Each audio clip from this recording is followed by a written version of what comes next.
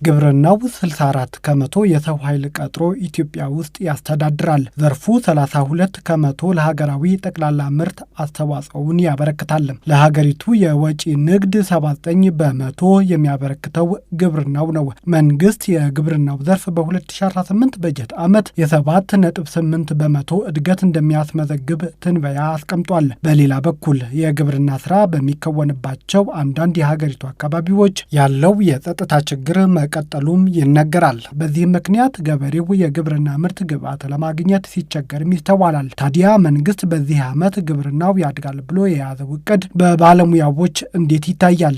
ያሉ ችግሮችስ እንዴት ይፈቱ? የዘርፉን ባለሙያ ጠይቀናል። በኢትዮጵያ ግብርና ምርምር ኢንስቲትዩት የግብርና ኢኮኖሚ ምርምር ዳይሬክተርና ተመራማሪ ዶክተር ታደለ ማሞ ግጭት ባለባቸው አካባቢዎች ገበሬው ነፍጥ ካነሱ ሰዎች ጋር እርሻ እንዳይስተጓጎል ለማድረግ በማሰብ እንደሚነጋገርም ያስረዳሉ። ከቅርብ ጊዜ ጀምሮ ገበሬዎቹ በዚህ መንገድ ከፌዴራል መንግስት የሚላክላቸው የግብርና ግብዓት ያለምንም ችግር ለማግኘት ጥረት እንደሚያደርጉም ጠቅሰዋል። ጸጥታ ሁኔታ በከፍተኛ ደረጃ ይፈታተናል። ግብርናውን ዘርፍ ብቻ ሳይሆን ሌሎቹንም ዘርፎች ይፈታተናል። ነገር ግን አሁን ከቅርብ ጊዜ ወዲህ አርሶ አደሮች ከልምዳቸው በሀገር ሽማግሌ በኩል የታጠቁ ኃይሎችን ግብዓት እንዲመጣላቸው ምንም ችግር ሳይደርስበት እንዲመጣላቸው ይማጸናሉ። ያንን ይቀበላሉ። አሁን ያሉ ልምዶች የአርሶ አደር ነው ከተባለ አይነካም፣ ይሄዳል ማለት ነው። ማዳበሪያ ከዞን ወይ እስከ ወረዳ ቢያንስ እስከ ወረዳ ድረስ ይደርስላቸዋል። ያንን የአርሶ አደር ነው ከተባለ አይነካም። ስለዚህ ግብዓት ሊያገኙ ይችላሉ። ምርጥ ዘርም እንደዚሁ ማለት ነው። ምናልባት በወቅቱ ላይደርስ ይችላል። ቀድሞ ዝግጅት ከተደረገበት ሊደርሳቸው ይችላል። ግብዓት ካገኙ ደግሞ ማምረት ይችላሉ። ሊሳካ ይችላል ማለት ነው። ከጸጥታ አንጻር ኢትዮጵያ ውስጥ በግብርናው ዘርፍ እድገት አለ የሚባለው የሚታረሰው መሬት እያደገ እንጂ በአንድ ሄክታር የሚገኘው ምርት በሚፈለገው ደረጃ ሲያድግ አይታይም ይላሉ ባለሙያዎች። ለዚህም እንደ ምሳሌነት በ2015-16 የመኸር እርሻ 17 ሚሊዮን ሄክታር መሬት ይታረስ ነበር። በ2017 የመኸር ወቅት ደግሞ 21 ሚሊዮን ሄክታር መሬት ታርሷልም ይላሉ።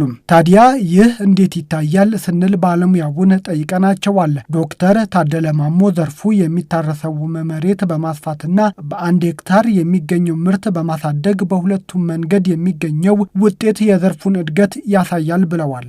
የግብርና ምርት በሁለት መንገድ ነው ሊያድግ የሚችለው። አንደኛ ምርታማነትን በመጨመር ከአንድ ሄክታር የምናገኘውን ምርታማነት በመጨመር፣ ሁለተኛ ደግሞ መሬት ማስ ነው። ጥናቶች እንደሚያመለክቱት ላለፉት 10 ዓመታት ከ2005 እስከ 2015 በኢትዮጵያ አቆጣጠር የምንመለከትበት ጊዜ የሁሉም ሰብሎች ምርታማነታቸው ጨምሮ በቆሎ አሁን 20 ኩንታል ነበረ፣ እሱ ወደ 30 ኩንታል ከፍ ብሏል ማለት ነው። ያ ማለት ምርታማነቱ ኦቨር ይርስ ጨምሯል ማለት ነው። ስንዴም እንደዚሁ ከ20 ወደ 30 ነው ከፍ ያለው። ሌሎች ሰብሎቹንም በምንመለከትበት ጊዜ በ10 ዓመት ጊዜ ውስጥ ኦልሞስት ከ70 ከ80 በላይ ምርታማነት ጨምሯል ማለት ነው። በተለይ ደግሞ የምርጥ ዘሮችን በመጠቀም ምርታማነትን ከአንድ ሄክታር የምናገኘውን በማሻሻል ግብርና ምርትን ማሳደግ ይቻላል ማለት ነው። በሁለቱም መንገድ ነው ማለት ነው እድገቱ ሊመጣ የሚችለው። የሚታረሰውን መሬት ከዚህ በፊት የማይታረሱ በመስኖ የማይታረሱ በዚህ በበጋም ደግሞ ያልደረስንባቸውን ቦታዎች በማስፋት ምርትን መጨመር ይቻላል። በምርምር ተቋማትና በአርሶ አደሩ መካከል በአንድ ሄክታር የሚገኘው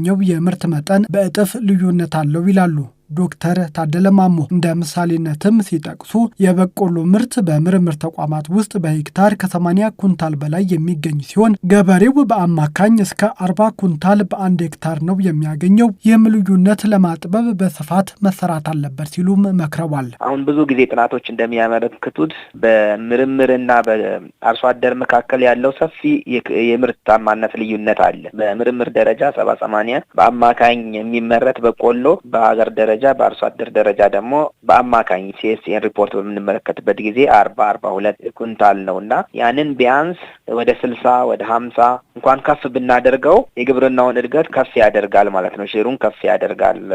የግብርናውን እድገት ይሄ የታቀደው እንዲመጣ ሊያደርግ ይችላል። ስለዚህ ክፍተቱን ፓኬጆችን በአግባቡ እንዲጠቀሙ በማድረግ ምርጥ ዘርን በአግባቡ እንዲጠቀሙ በማድረግ ማዳበሪያ በጊዜ እንዲደርሳቸውና እንዲጠቀሙ በማድረግ ያለውን በምርምርና በአርሶ አደር መንደር መካከል ያለውን ክፍተት እንዲሞሉ ከተደረገ የታቀደው ሊሳካ ይችላል ማለት ነው። መንግስት በየዓመቱ የሚታረሰው መሬት ማስፋቱና በዓመት ከ2 ጊዜ በላይ የግብርና ስራ ለመከወን የሚሰራው ስራ ለዘርፉ እድገት ጥሩ ነው። ነገር ግን በሄክታር የሚገኘው የምርት መጠንም ለማሳደግ ጠንክሮ መስራት አለበት ሲሉም ተናግረዋል። ከዚህም ባለፈ ገበሬው ለግብርና ስራ የሚሆን ግብዓት በተመጣጣኝ ዋጋ አቅራቢያው እንዲያገኝና የተሻለ ድጋፍ ሊደረግለት ይገባል።